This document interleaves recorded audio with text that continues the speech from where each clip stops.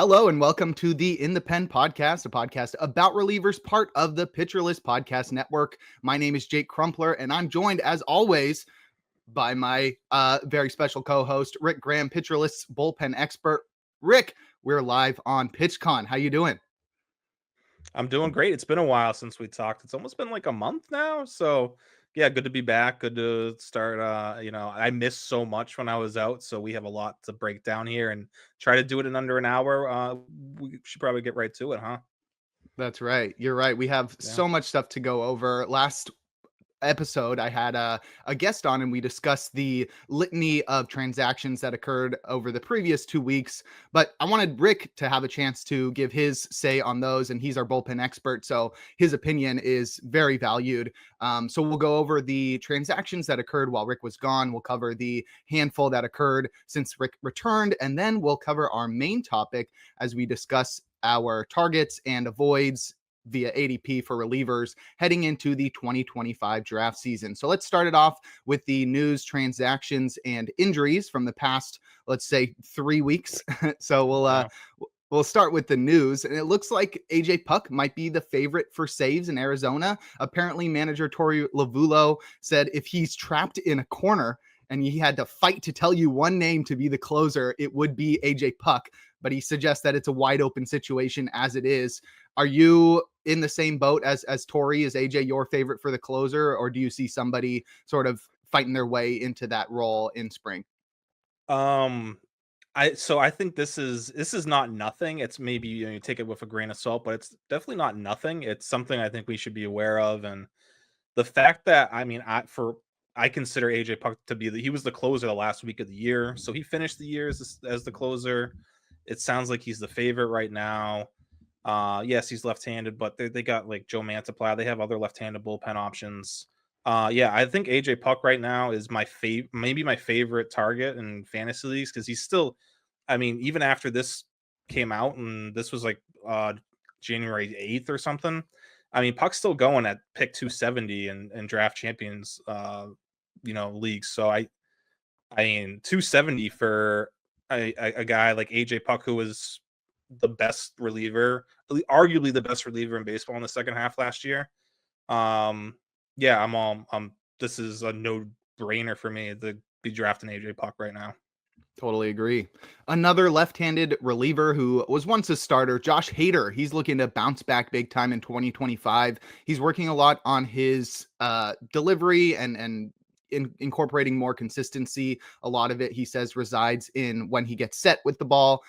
So it seems like he's trying to avoid tipping his pitches. He's also looking to incorporate his changeup more often, which should make him more effective against right-handed batters. Are you feeling confident about Josh Hader bounce back in 2025? I like hearing this, and I do think he'll bounce back. I think the mechanics thing is definitely a big thing, and the way he's talking about how he was coming set too soon, and it was easy for hitters to kind of tip what he was throwing. But the changeup thing's a bit funny because I saw this news and then I just Googled Hater changeup, and there's literally an article from every winter him talking about throwing his changeup. It's literally every winter him trying to throw a changeup more. Is this the year? I mean, he really could use it, especially now that he's in Houston with that short porch for righties. I mean, he could really use a good changeup. Um, but yeah, until we always hear, especially with relievers, we always closers, they always talk about throwing new pitches, but it almost rarely happens. I feel like so. Um, we'll see. A changeup could be a big difference maker for him. But even if he's still the fastball slider guy, he's still gonna think the ratios come down a little bit. Strikeouts are gonna be there. I'm not too worried about him. All right, remaining in Texas, we'll discuss Chris Martin as it looks like he is the de facto closer, according to Rangers GM Ross Fenstermaker. Things could shift a little bit during spring training because manager Bruce Bochy gets to make the final decision, but it looks like Martin is the front runner right now for the Rangers.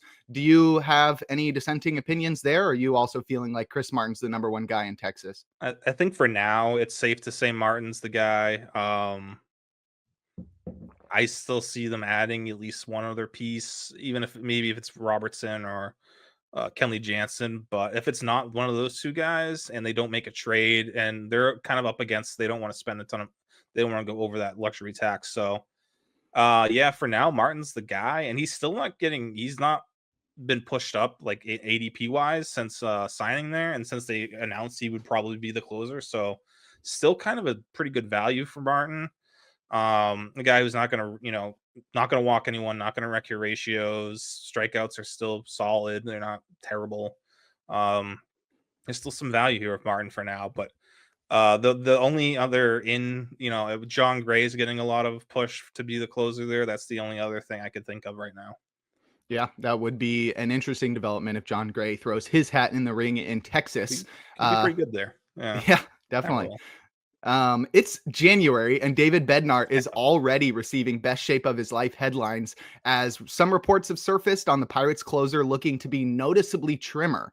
I don't know how you go about dealing with best shape of his life headlines, but does this give you any more confidence that David Bednar is going to bounce back next year? A little bit. I mean, it's again, take it with a grain of salt, but it's still it's something. He did get a really late start to the season last year, definitely played a factor into his struggles. So if he's in showing up to spring training in shape and healthy, then I'm pretty confident. I think he's gonna bounce back this year. I don't know what that means, if he's going to be like the all-star closer he used to be, Mhm. or if it's just like good, solid closer, but he's could be good value right now as like your second closer. And so far I've heard only good things. So until we start hearing, his velo's down or he's battling some nagging injuries again, then I'm kind of in on Bednar. All right. This one, we probably already assumed this, but we got confirmation that Liam Hendriks, Aroldis Chapman, and Justin Slayton will be battling for the closer role in Boston this spring. Who's your favorite of amongst this trio? Yeah, I would say, I mean, I want it to be Liam Hendriks. I want him to be at 96, 97, and like ready to go. But he was not right in September. That's the last time he's been on a mound that we've seen readings from. He was sitting 92 with his fastball, which isn't going to cut it. So, I think Chapman is the guy right now, and it's like because like you go from Hendricks being like one of the most likable, like one of the Hmm. coolest dudes in baseball, and I really want him to win the role. But Chapman is probably the best and one of the most unlikable people, but probably like skills wise right now. I mean, I think he's the best suited for it, unless they do go with Slayton. But I think they like Slayton more of a high leverage role. Um, I could see Chapman. Chapman again. We talked about it when he signed. He's better against righties anyway, so it's not like you're worrying about a left right thing. So I um I think Chapman's the favorite right now, but we got to see Hendricks in spring and see what his velo looks like. Totally. Some free agency news. It looks like some teams are considering Lance Lynn as a closer in free agency. His agent gave him a call and was like, "Hey, I've got some weird calls coming in." He was like, "Are people offering me minor league deals?" And he was like, "No, no, no, no, no. They're wondering how much interest you have in pitching the ninth inning." So that's definitely interesting for a guy who hasn't pitched out of the bullpen since 2018, 7 years ago. Do you think Lance Lynn has a shot at a closer role? And is that something you think he's going to be guaranteed in his contract, or is he going to land in a Yeah. situation where he's going to have to fight for that role? Well, I mean, at this point, he's got to fight for any role, right? And any Hmm. team, and any like even if it's a long relief role. I don't I don't know. I don't really see him fitting as a closer. Maybe he gets a significant velo bump Hmm. at this point in his career. I'm not sure. He's just so home run prone. It's like not this is not the guy I want to take a chance on. I don't know what teams are considering him as a closer. Yeah. Like I was thinking, like, was it the White Sox? Do they want to like have a reunion with Lance Lynn? Or like Yikes. it can't be the Rangers, right? Chris Martin's a better option, I think. So Hmm. um yeah, it's something to monitor. I mean, it could be an interesting transition, but for now, I think Lynn's off draft boards. All right. Our last bit of news involves the Phillies as they see Orion Kirkring as the closer of the future. Whether that future is this year is still up in the air, but it seems as though the Phillies see Kirkring the same way we all do as the next great reliever in Philadelphia. Do you think he's got a legitimate shot at taking over that role this year, or do you think this is something that we should be forecasting for 2027? or 2026? I mean, definitely, I think definitely 27, 26, maybe too. I think even this year, yeah. I mean, we got to see how Romano looks in spring. He's another guy like Hendricks. We haven't seen him in a while. So where's he at from a health standpoint? I mean, it's like, to me, it's Toronto went and spent money on Jeff Hoffman, who also failed like 2 physicals, but they weren't willing to keep Romano at 8 million, or what, 8.5 million was his arbitration number or something. So it's just like something. There might be something else there that's a little sketchy with Romano that they've seen. Um, but I still, I mean, Kirkering is the best reliever there, but I see him kind of fitting into where Jeff Hoffman was last year, as like that fireman coming in when to get important outs rather than closing out games. So I think they hope Romano is healthy Mhm. and can be the closer, kind of like Estevez was for them, and then Kirkering can fill in where Jeff Hoffman like left the gap. So that's my take on the Phillies bullpen for now. All right. Well, that will wrap up our news from the past couple of weeks. Now we'll move into the transactions. This should take up a significant portion. We've got so So many, and yeah. we had to remove all the minor ones and put them in one big glob. So we'll make sure to get you the analysis you need on these. But we'll start with Jeff Hoffman, as you mentioned, signed with the Blue Jays for 3 years and 33 million. It also includes $6 million worth of incentives, which are tied to his innings pitched. So Jeff Hoffman in Toronto, is he the closer or is he the high leverage guy in Canada? it there's been a lot of talk about him closing out games and getting saves, so I'm thinking they're gonna at least try it out with him being the closer. And I don't know if that's the best route for the Blue Jays, because I do think like he was so good in that high leverage role with Philadelphia. That's really um, become more of an important role almost in the closer role, like him being able to get the meet like the heart of the order out, or come in and shut down an inning after starters, giving up 2 hits to start the inning or whatever. So I think Hoffman would be better in that role, and you got Jimmy Garcia, is really really good as a closer. He was great for the Toronto last year. Um, he's got closing experience, so it's not crazy to think that that's how they would use the two, but Mhm. I think Hoffman's going to get some saves early on, and then maybe if things aren't working out, maybe they switch it up a little bit. But we'll see. We'll see how things play out in spring with this one. Yeah, I was thinking the same thing. After signing Jimmy Garcia, they have a clear Yeah. guy that has had success in the past in that role, and that would free up Hoffman to be used whenever they need him. So that's certainly in the air. Do you think Hoffman's fantasy stock rises or falls as he moves from Philly to Toronto? um, I think so. His ADP has been all over the place since he signed. I saw his min was 64 or something, which is Whoa. just, I mean, no, that's I get way the too high. thinking there. Yeah, and I think he's settling in around 105 or something. Mhm. So I get it, but at the same time, it's like I don't know if we're sure he's locked into the role. He also, I mean, he failed 2 physicals. Maybe that was because teams were hoping he would be a starter and they were looking at different things. But still, it doesn't. It's still a little bit of a flag. So especially with, I mean, it's not, you can't compare. It's not apples to apples, but like with Robert Stevenson last year, kind of this year's Jeff Hoffman is this year's like Robert Stevenson, kind of pop up former starter who was really good in relief. And then arm injuries tend to happen at some point with these guys. So um I think I was kind of in on Hoffman, but if it's in the like top 100, I gotta say no. Gotcha. Yeah, that bullpen definitely looks a lot better now with Hoffman and Garcia there. Yeah. Prior to the offseason going underway, they were looking pretty bad, pretty iffy with Chad Green as the closer. But now with Hoffman and Garcia there, feel a lot more confident about the back end of that Toronto bullpen. We'll stay in the AL East and discuss the Orioles as they signed Andrew Kittredge to a 1-year, $9 million deal. It includes a $9 million club option for 2026 as well. But Kittredge throws his hat in the ring for the top setup option in Baltimore. He'll be fighting against Sir Anthony Dominguez, Yennier Cano, and possibly Keegan Aiken and Gregory Soto. Do you think Kittredge is going to be the team's leader in holds in 2025? It's tough to supplant Cano, but Cano did show some cracks last year. I don't know if he's not the most stable holds option. So I don't think Kittredge is much of a. I mean, I feel like Kittredge is a little bit of an overpay. So with same with Sir Anthony Dominguez, but there's definitely some potential for this bullpen to be really solid. All these guys on like 1 year deals here, but I I think between Sir Anthony Dominguez, Kittredge, and Cano, they'll kind of eat into each other's holds opportunities. I hope Keegan Aiken gets more holds finally. Mhm. He should be in more of a high leverage spot. So he is their best lefty and maybe their best reliever outside of Felix Bautista, to be honest.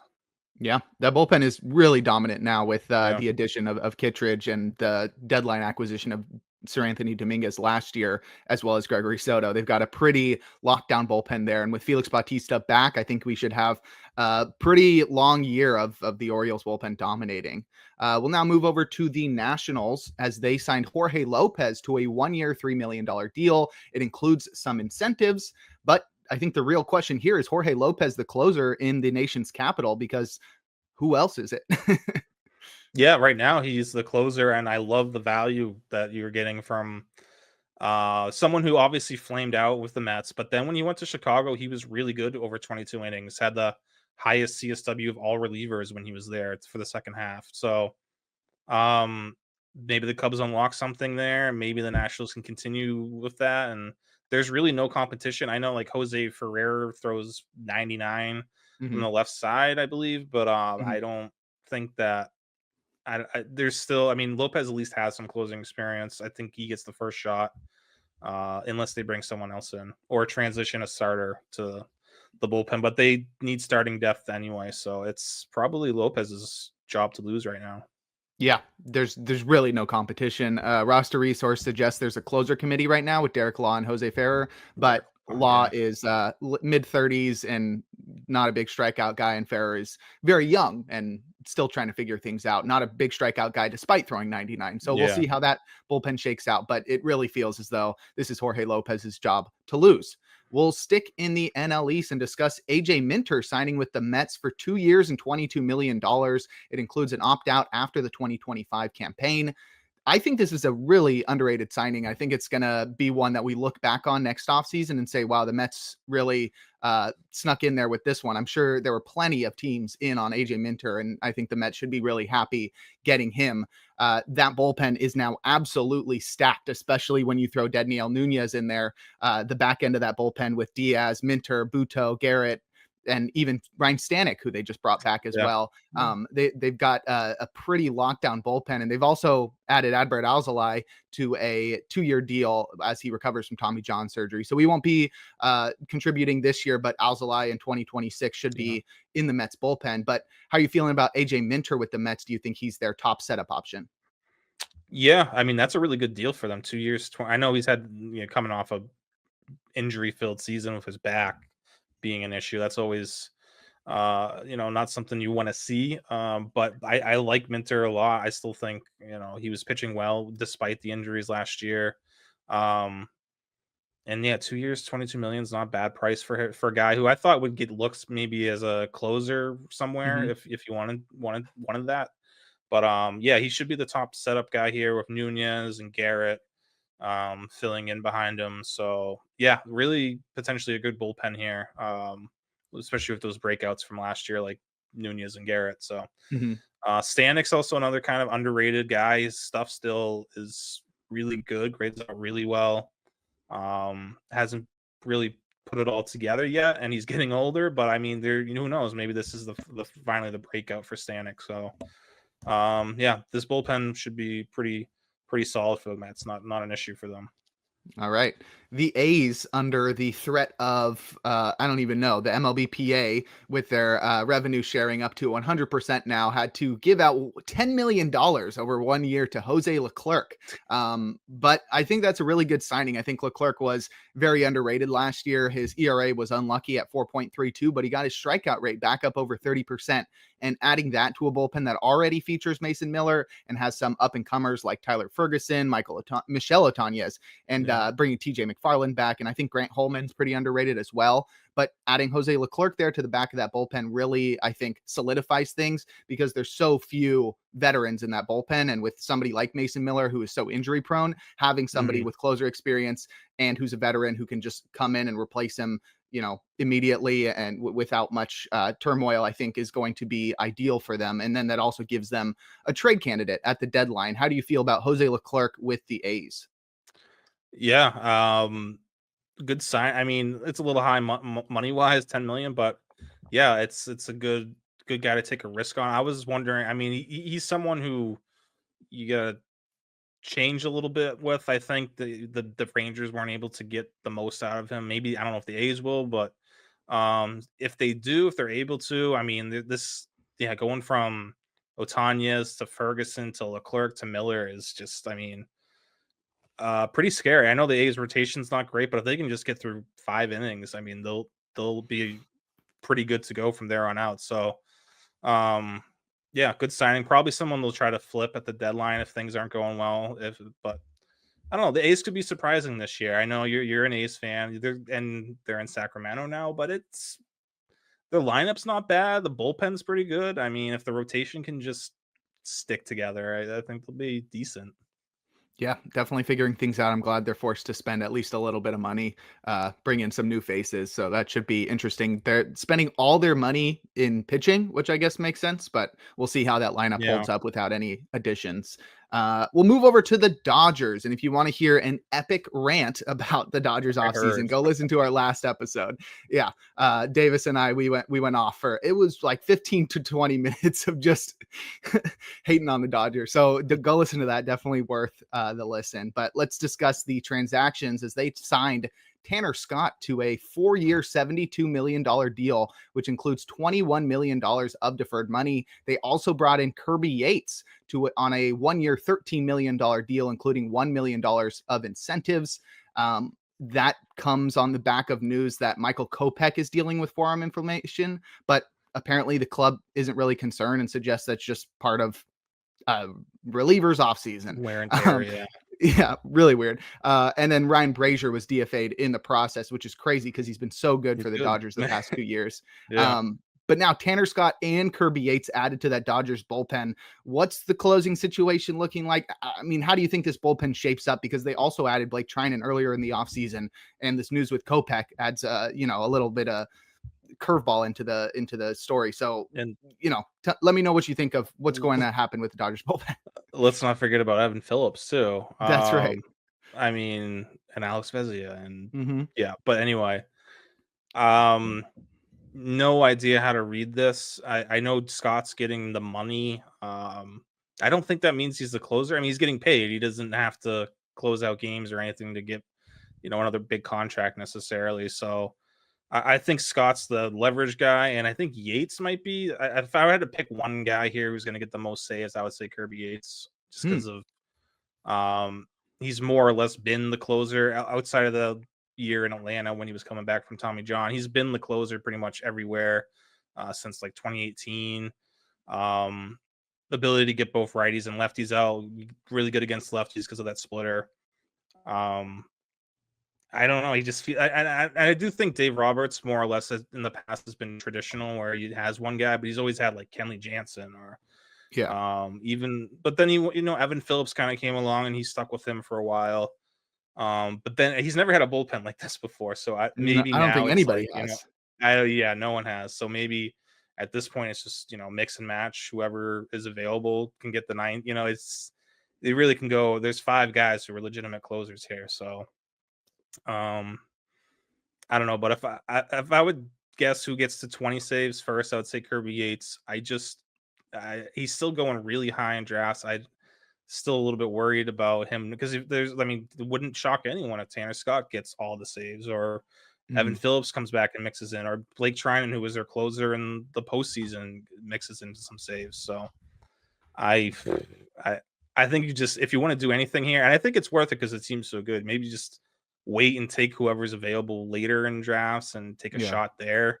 I think Scott and Yates are going to be overvalued potentially, but Yates is still going ahead of Scott, which I mean I guess I get because he does make a little bit more sense to be the closer, but um I think Scott could still provide value even if he's not getting 25 saves. If he gets you 15 or 10 to 15 with good ratios, strikeouts, that's pretty good too. So and it's just kind of a situation I'm going to avoid in the top 150. But yeah, I guess if you want to take a chance on one, it's the team to you know to take a chance on someone. But as Greg mentioned earlier, like this Dodgers team's probably going to win a lot of games by like 5+ runs. They won, he said 40 something games by 5+ 2 years ago. So um, the saves might not be as easy to come by here as we think, just because they're so good. Yeah, I'll definitely be waiting on the whoever the fourth off the board is Yeah, because I'm not either the third or the fourth. Whoever's going after pick 200 is probably who I'm going to take if I choose yeah. to take Until we anybody know. at all. Yeah, Yeah, totally. Yeah, because if there's two guys going in the top 150, I'm not taking those because the chance that they get the majority of the saves is very low. So I'd rather just use one of my later draft picks and hopefully hit a gold mine there, which is far from guaranteed. mm, Um, okay, let's go to the Guardians as they signed Paul Sewald to a 1-year, $7 million deal, which includes a $10 million mutual option for 2026. So you can guarantee Sewald will be a free agent again next year. The deal also includes $500,000 worth of incentives tied to his appearances. But that Cleveland bullpen is already pretty good with Emmanuel Clase and Cade Smith at the back end, as well as guys like Hunter Gaddis, Tim Herron, and Eric Sabrowski. Is Paul Sewald going to be fantasy relevant at all? Does he factor into the hold mhm. situation? Does he get, I don't know. He's not going to get any saves.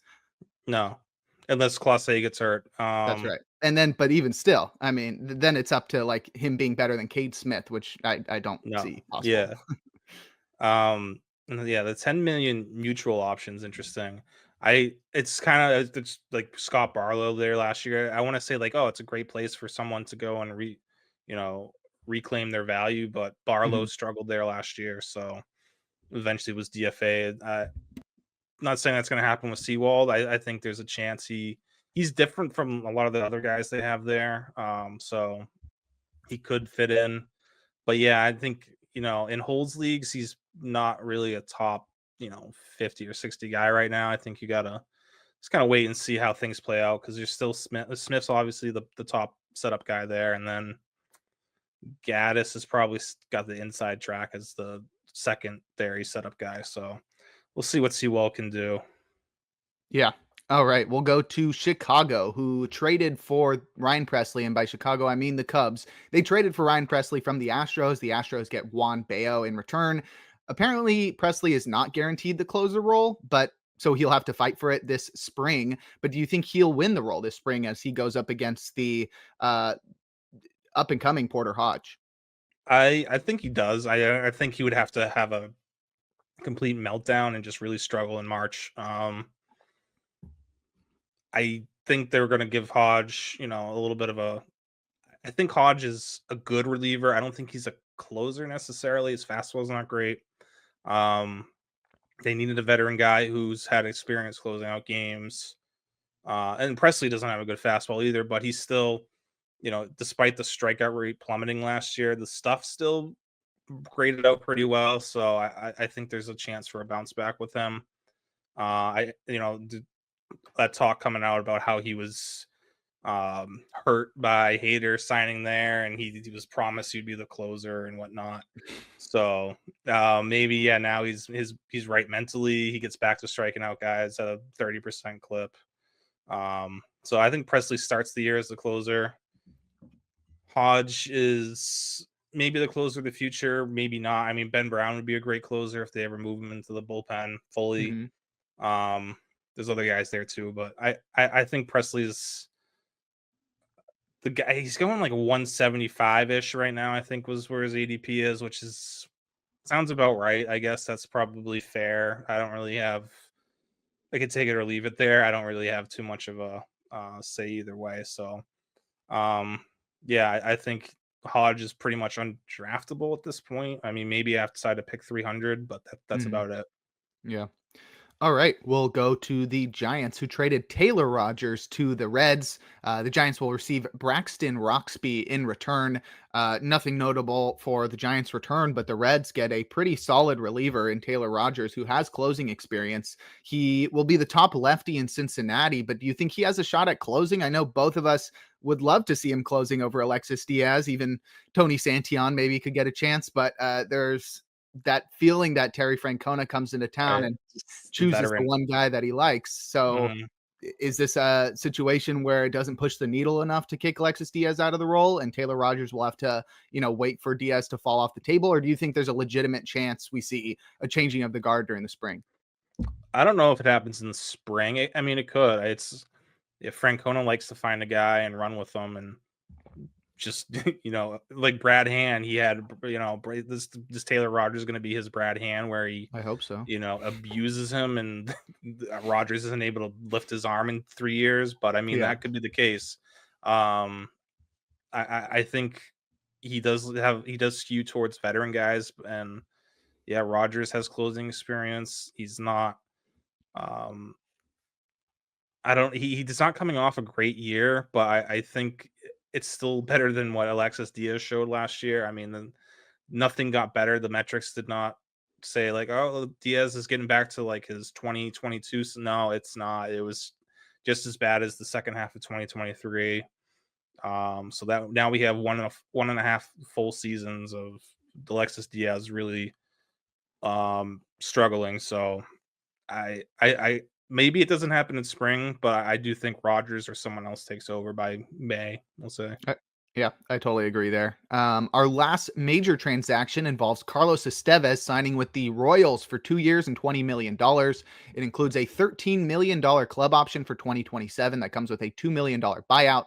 But Estevez gets a pretty decent deal to go to Kansas City. Now, the real question remains, is it Carlos Estevez or Lucas Erceg as the closer in 2025? I guess they announced today that they're not going to name a guy, which is just doesn't help us, doesn't help anyone. Yeah, I hope you like talking about Carlos Estevez every week. Yeah, I know. We're back. Yeah, so I would guess this is a situation where Urseg's going to get the high leverage spot. He's going to get the middle of the order in the eighth or ninth, whenever it is, and Estevez will be there in the ninth if need be.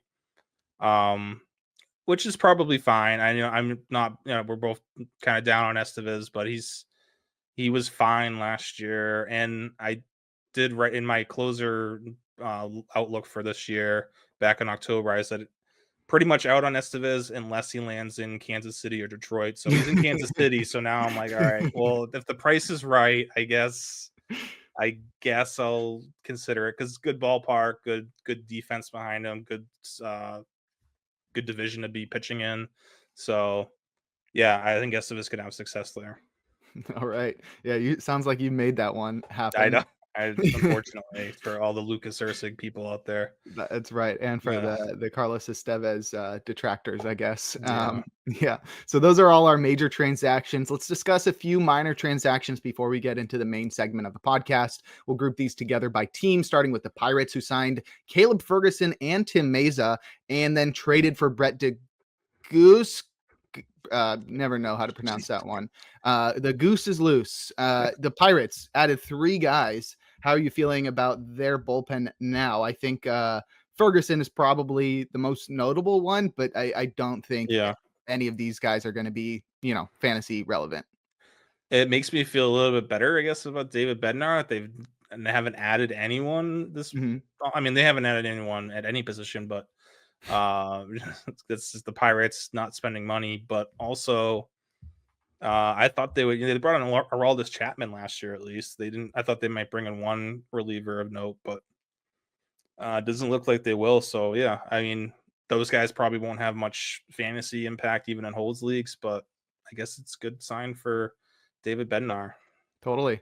All right. The Mariners traded for Will Klein from the A's, and then they also signed a minor league contract with Neftali Feliz, I saw that. which is, he How hasn't old pitched is he in now? forever. Yeah, I think he's mid 30s now, but he was rookie of the year in yeah. 2010.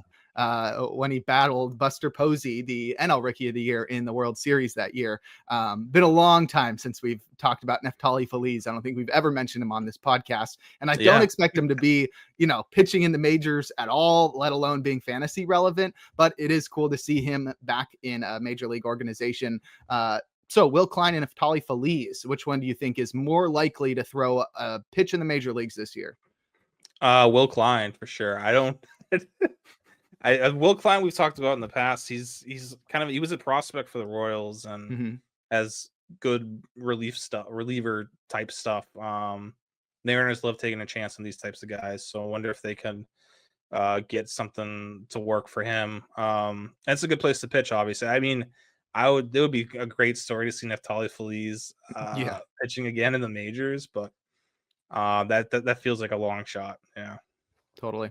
All right. Another interesting returnee to the majors is JB Wendelken, who pitched in the NPB, I think, for the past 2 years. He signed a minor league contract with the Padres. The Padres also acquired Ron Marinaccio in a trade with the White Sox. So not a busy offseason for the Padres, but they're at least trying to do a little bit of work on their bullpen. Neither of these guys are likely to be big contributors, but Wendelken was one of the best closers in the NPB over the past couple of years, so maybe he can transfer that over here. I know he never found success really in the majors, but there was always some hope that he would figure something out. I think his stuff is pretty interesting. Yeah, I know, and the Padres are linked to trading a bunch of their guys away and shedding payroll, but if their bullpen stays as it is right now, it's really, really good. Obviously, Suarez, Adam, and Estrada, Morjon, Yuki Matsui looked better in the second half, and Sean Reynolds is a guy to keep an eye on. Limited sample from last year, but throws 97, had really good numbers in 11 innings, so really like one of the best bullpens in baseball, I'd say, right as it stands right now. But interesting to see if any of those guys mix in. Marinaccio was kind of intriguing with the Yankees when he first came up. Not totally out on him being an impact or middle reliever or something like that. Mm-hmm. Yeah, weird that the White Sox didn't want him though, and the Padres were interested. Always makes you wonder. Yeah. But the White Sox are interested in this next guy. Yeah, they signed James Karinchak to a minor league Yeah, deal, which doesn't guarantee him a spot on the major league roster, but he's certainly somebody with upside, and I would be less surprised at him closing out games than right. maybe anybody else on the team. Yeah, it's someone Greg Jewett brought up earlier today. Karinchak being a potential guy to be interested in with the White Sox, and yeah, I get it. Why not? I mean, outside of Baroa, it's like not really anyone else that has upside in that bullpen. Mhm. Um, or maybe we're giving up on Jordan Leisure too early. I don't know. Or did he have surgery or something? I haven't heard his name in so long. Yeah. He was so hyped up last year and then just did nothing. But anyway, yeah, Baroa, Karinchak obviously have the ability to strike people out. Can they not walk 14% of the batters? Is that a thing they can do? Because if so, there's a chance for one of them to be fantasy relevant for sure. All right. Our last 3 transactions involve Amos Willingham, who was claimed off waivers from the Nationals by the Braves. He's somewhat interesting, a youngster who throws from the right side. Roansy Contreras was claimed off waivers by the Yankees from the Orioles. I think this is his 4th team of the offseason already, so that's pretty interesting. And then we have Tommy Kahnle, who signed a major league deal with the Tigers, and that should be interesting, not in terms of closing, but at least he's throwing his hat in the ring of a very crowded bullpen situation now in Detroit. Which one of these 3 do you have thoughts on? I mean, Kahnle is definitely he's making the most money there, so it's typically I'd be like, all right, well, he's the guy who's going to be closing, making $7 million, but he throws 80% changeups. I just can't picture him being a full-time closer. He's definitely more of a specialist. Yeah. But I do. The Tigers are Hinch is just gonna mix and match there based on matchups. So I don't think we're ever gonna see a set closer there this season, unless they had like Kenley Jansen or something like that. But I think it's just gonna be a matchup based. All right. Well, that will wrap up our news and transactions. We only took us 40 minutes, so now we can get into the main topic Pretty as good for we us. Yeah, we could have, let me tell you, Yeah, we could have done this the whole weekend just on those transactions. I We could know. have gone the whole, hey, Nick, cancel tomorrow. We're going to discuss bullpen transactions for This is the gonna go a whole little bit day. longer. Yeah, it's gonna go a little long here. Yeah, we're up all night. All right, so let's discuss some avoids and targets according to early ADP. We sort of did this, I think, a month ago, where we Yeah. looked a little bit at ADP, but that was a brief look. Here we have a better idea of where closers are going, especially now that the transactions, the dust is sort of settled, and we sort of know where everybody is, and therefore the ADP is a little bit more reliable. So let's hop in, let's go by ADP and group them together and discuss who we're targeting and avoiding in those groupings. We'll start with the first five, as we have Emmanuel Clase, Edwin Diaz, Devin Williams, Josh Hader, and Mason Miller going. Is that their ADP 34? Yes, yes. Going between ADPs of 34 and 43. So these are your really early guys that you feel really confident that they are going to be some of the best closers in baseball. Rick and I are usually not going to target these guys, not only because we have confidence that we're going to get somebody else later, but also we have an image to uphold as bullpen experts. Bullpen experts don't take closers in the top 50. We're going to wait until after pick 100. So obviously that caveat, we're not taking any of these guys. Who are you most likely to target if you remove ADP? Like, it's easy to say And whoever falls the most. Who are you most likely to target in these five? I mean, it's easy to say Class A, but outside, if we want to go to the mini tier, which is like Diaz, Williams, Hader, Miller, all kind of move together, I would say um I think Diaz going second. I think that makes sense. I think he's got a really good bullpen now in front of him to Mhm. get him the ball, and I think there's a year removed. He looked much better in the second half. Year removed from that ankle injury or the season-ending, year-long injury. I think, yeah, I'll go with Diaz. But those guys are really interchangeable. Mhm. Mhm. So yeah, Yeah, I think I'd have to agree there. I think Diaz is the one with the least questions. Obviously, not really many with Class A. I'm just very, very, very unlikely to take the number one closer off the board. So yeah, I think I'd have to agree with Diaz there. Our next grouping from 6 to 11, we have Ryan Helsley, Raisel Iglesias, Felix Bautista, Andres Munoz, Yohan Duran, and Robert Suarez. They're going from ADPs 50 to 73. This is the second mid tier. I think this is, probably where a lot of people will be looking for their number one closer. Who are you targeting here? And then who are you avoiding here? I think should be in that top grouping. Hmm. He's probably going to get off to a slow start. I'm definitely, waiting for that. I'm expecting that to happen, and people are going to be annoyed. But I think from June on, he'll be dominant, and I'm just I feel like 58 for what he's shown in the past. I mean, he has more upside than anyone on any closer being drafted. So Yeah. I including Mason Miller, including Edwin Diaz. I mean, so I think Batista, that's the 8th overall closer going. I'm all in on that. That's probably going to be a guy I get a lot of shares of. Totally. I think I agree there too. The upside is unmatched at by anybody, as you mentioned. I think Andres Munoz is already also a pretty good target. There's a lot of safety there, and I Yeah. think the ceiling. We compared him to Ryan Helsley a few months ago, so I think Andres Munoz is probably the most likely candidate from the mid tiers to make that jump into the top five. So Munoz is also somebody I'm targeting. In this grouping, I think it's pretty obvious. Who are you avoiding?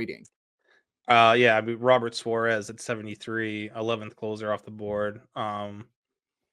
Kind of this year's Alexis Diaz for me. And it's not like, I mean, his stuff is better than Diaz, but that's just way too high for a guy who's been talked about being traded. There's two better relievers behind him, at least two. There might be more in San Yeah. Diego, honestly. Um, it's just there's too much risk there at 73 or earlier to take a chance on him.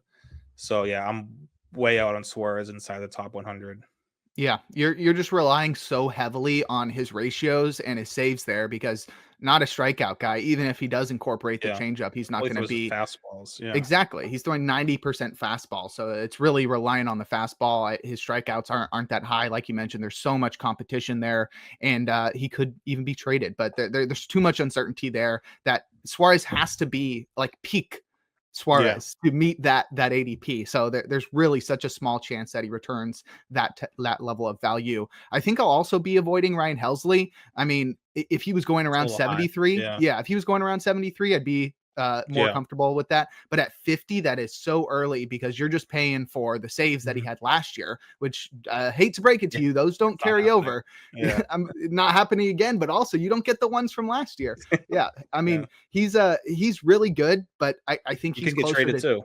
Yeah. exactly. I think he's closer to the 10th best reliever than the fifth best Yeah. reliever. So there's that going for him too, where he really has to repeat the 2.04 ERA and 49 saves he had last year to be worth a top 50 pick. So Ryan Helsley, also somebody to avoid.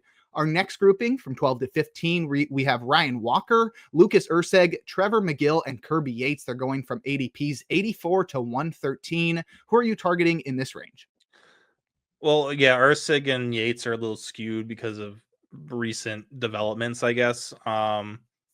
So the one, I mean, this ADP comes from December 27th. So this is after Devin Williams was traded. So Trevor McGill at 104, 14th reliever off the board. Um, I don't it's not like a guy I'm super excited to take here, but I feel like once you get to this range, um, He'll look a that's lot better. probably that's probably the guy that I'm taking a chance on because Yeah. like yeah, you it really bottom drops out right after this. And McGill's the only other guy who is going to be starting the year as the closer and also has that type of upside where he can sneak his way into the top 5 or 6. Um, things need. I mean, he needs to stay healthy. That's a big concern of mine. This is kind of similar to when we were hyping up Pete Fairbanks. It's my concern with Mhm. McGill is he going to get to 50 plus innings? That's my concern. And there are guys there that can take the role from him. Probably not right away, but you know, there are guys in that organization who are really good relievers potentially. So, but I think the strikeout rate should be back up to 30% if he's healthy next year. Again, he's struggled in the second half a little bit, but he wasn't healthy. And it's for a guy who's 6'8", 250 and you know throws 99, it might be a lot to ask of him to stay healthy for a full season. So, but I think maybe he just needs an IL stint in the middle of the year, kind of break things, break things up. I don't know. I love the stuff from McGill, the fastball knuckle curve combo. Deadly. He has all the stuff to be an elite closer, to be right up there with like Felix Bautista. Honestly, it's just staying healthy and putting it all together. So I think there's still upside for him, and I'm willing to take the chance at 104. I'll take a chance there as my second closer, even my top, Mhm. maybe my first if I'm really missed out on the other guys. Yeah. Yeah, totally. I think some consistency in his role should help as well because last year he started out the year as the closer as Devin Williams was recovering from an injury. And y- I mean, I don't know him at all. I've never talked to Trevor McGill, surprisingly, but I assumed like when you're in that position where you're like, oh, maybe if I just pitch well enough, I'll still have the closer role when Devin Yeah. Williams returns. I'm sure there's like a lot of mental games that go into like, you know, letting go of the pressure of losing that role. I mean, he was Mhm. guaranteed to lose it, and then shifting out of that role and back into what he was while dealing with the injuries was probably a lot to deal with in the second half. So I'm hoping some consistency in his role will help McGill next year too, and I like him at that range. I also do like Ryan Walker at 84. As your notes suggest, it's a little bit high, but I am really It's fair. confident not only that he's going to be the closer, but also that he's going to carry over the success from the past 2 years into next year. Yeah, as the 12th closer, I think that's totally fair. 84 just as an ADP seems high. Yeah. But as the 12th guy off the board, that's pretty much that's probably going to be where I have him in 2 weeks or so whenever I release my initial rankings. So 84 a little high, but I mean I don't think Duvall gets that job back at least anytime soon. Hmm. But there is, like Greg mentioned today, like Duvall has a history with Buster Posey, and like Posey really likes him, and I don't know. We'll see. I think Walker's just so much better and so much more consistent that like Yeah. if you're if you're a manager, I mean, not Bruce Bochy, but if you're like Bob Melvin. Bob Melvin, I mean, I'll take the consistent guy. The guy who's not going to give me headaches like Duvall did all of last year. Like Walker's really good. No Mhm. reason to take him out of the role. Yeah. Yeah. All right. In this range, is there anybody you are going to avoid? Yeah, I mean, I want to see where Ursig's ADP like ends up being. We're gonna need some more time for that, but Mhm. I think Yates is the guy I'm just gonna avoid. Unless he's, I just can't. There's too much uncertainty there. I'm willing to miss out on him having a fantastic year as the Dodgers closer. If it happens, because there's just, yeah, we don't know how things are going to play out. He's getting up there in age. Last year was a little bit lucky. I mean, he was really good, but there's a little luck involved. We've talked about that before. So a lot of factors have me out on Yates, but he could be like the second best closer in baseball this year, potentially. So it's um, something I'm willing to miss out on, though, because there's just too many question marks. Yeah, yeah. As we mentioned earlier, we will not be taking the first Dodgers reliever off the board, no matter who it is or when it is. We're just going to wait for the third or fourth guy because there's too Yeah. much uncertainty there. And then with Urseg, as you mentioned, we're still waiting for that ADP to drop a little following the Estevez signing. So we'll have a better idea of how likely we are to target Urseg once we see some more updated ADP. I think if he was around 200, we'd probably be more interested, but Yeah. definitely not at 100 with Carlos Estevez there. Our next grouping from 16 to 20 includes Alexis Diaz, David Bednar, Tanner Scott, Pete Fairbanks, and Ben Joyce. Are you targeting anybody here?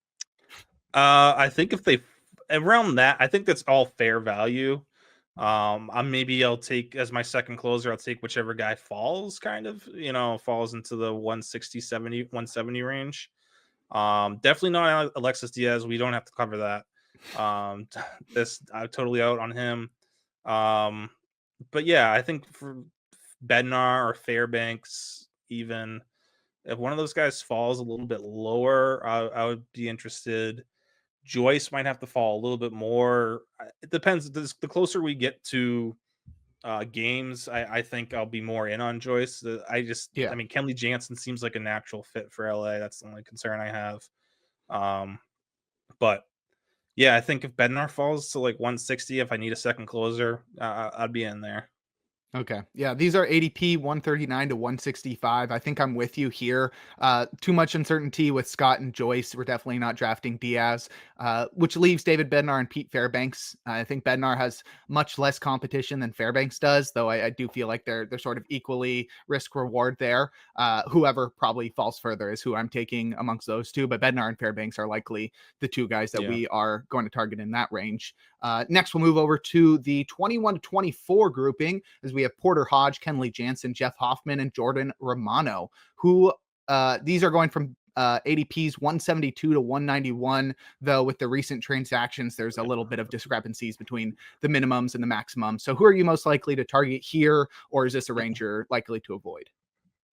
So yeah, I mean Hoffman we talked about a little bit earlier. His range is crazy. I don't really know what to expect from his actual ADP. We'll have to get some more of a sample there. But I mean, Kenley Jansen doesn't have a team, so that's why he's not going too high right now. But I think about 22nd closer off the board, and he's a guy who I it's almost fair to say that he is definitely going to close next year. Am I wrong? I mean, Yeah. he turned down the Mets just because he wants to close out games. He wants to get to Yeah. 500 saves, Mhm. so he'll be closing wherever he ends up. I think there's some value there. I mean, he wasn't terrible last year. Had a 1.06 WHIP. Strikeout numbers were a little bit down, but I don't know. The swing and miss stuff was still there. The cutter's still good. I just think like he's getting a value because he doesn't have a team yet, but he will be closing. He's the one free agent who I think he's just waiting for a team to say, "Hey, you're coming in. You're going to be the closer," and that's I think will happen. There's enough teams that could still use a guy like Jansen, and if money's not an issue, that opens it up even to a larger group of teams. So maybe the Rangers, Angels, like we mentioned, Nationals. I don't know. I mean, why not? Like for a year, Marlins. Why not for a year? Mhm. So yeah, I think Jansen is a pretty good value right now. I agree. Yeah, I also like Jordan Romano here. He Yeah. feels very similar to Pete Fairbanks and David Bednar in that a guy with previous success who struggled last year, but now he finds himself in a new place where they've been pretty Mm. good at developing relievers in Philadelphia. Uh, not much competition. I'm sure Jose Alvarado and Kirk Ring would say something else about that. But I do like Jordan Romano because he's going so much later than guys like Fairbanks and Bednar, where he feels very similar to them. I think a bounce back is in store for Romano. And if it doesn't work out, you took him at pick 200. It doesn't really matter. I like the idea of kind of if you take Romano around like two, if you take Romano, take Kirkering later too, and Yeah. just see how things play out because they're both pretty decent value. I mean, Kirkering's going 336. I mean, you can waste a pick there on him if you get Romano. So yeah, I think that's a good combo. Yeah, I mean, if Romano has one good outing in spring, I think he's going to shoot up to like 140 range though. So Mhm. now is probably the time to get in. But yeah, we there's so much uncertainty. That's why you're getting that price at 191. All right, our next grouping from 25 to 28, we've got Michael Kopech, Justin Martinez, Carlos Estevez, and Liam Hendricks from ADP 211 to 247. Lots of uncertainty here. Michael Kopech, injury, competition. Justin Martinez, competition. Carlos Estevez, competition. Liam Hendricks, age, competition. Feel like the only guy to actually target here is Carlos Estevez. However, that ADP is going to jump Yeah. after the signing, and we've seen his minimum all the way down to 156, which is way too high with Urseg still in town. So who are you most likely to target in this group? Probably none of them. But if Yeah. Estevez is around 225 or 200, maybe I might honestly.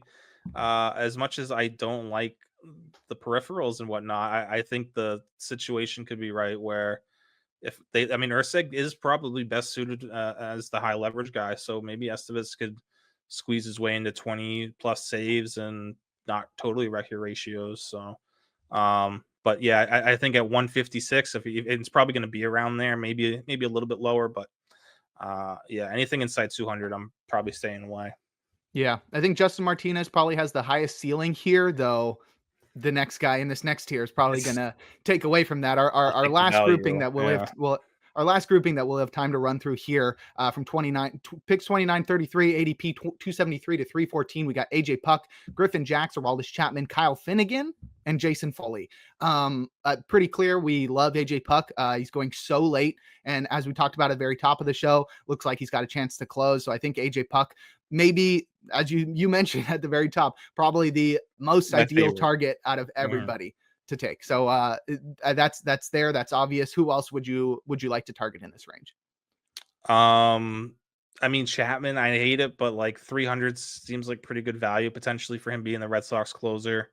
But yeah, Puck's my favorite target right now. 273, I'll take him.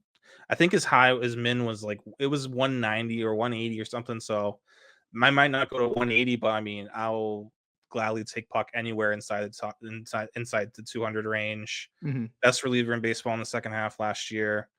Um, and I know we're running out of time, so I do want to mention also Jorge Lopez is the other guy. I think his Mm-hmm. ADP even after signing with the Nationals is still 491. His min is just 367, so you're getting him for nothing, and he's probably going to be the Nationals closer to start the year. Was outstanding with the Cubs before he did miss the year. He missed the rest of the year with an injury, but if he's healthy and he has his Cub stuff going, could be a ton of value there, especially for someone who is basically free. Totally. Well, that will be all our time, Rick. Why don't you go ahead and plug your Twitter and anything else you're working on, or I guess your Blue Sky, whichever one you want. Yeah, it's I am Rick Graham on both of them. Not well, I guess I have to start working on rankings as PL11's coming out in a little over a week now, right? So yeah, I'll have closer rankings at least for the first week ready.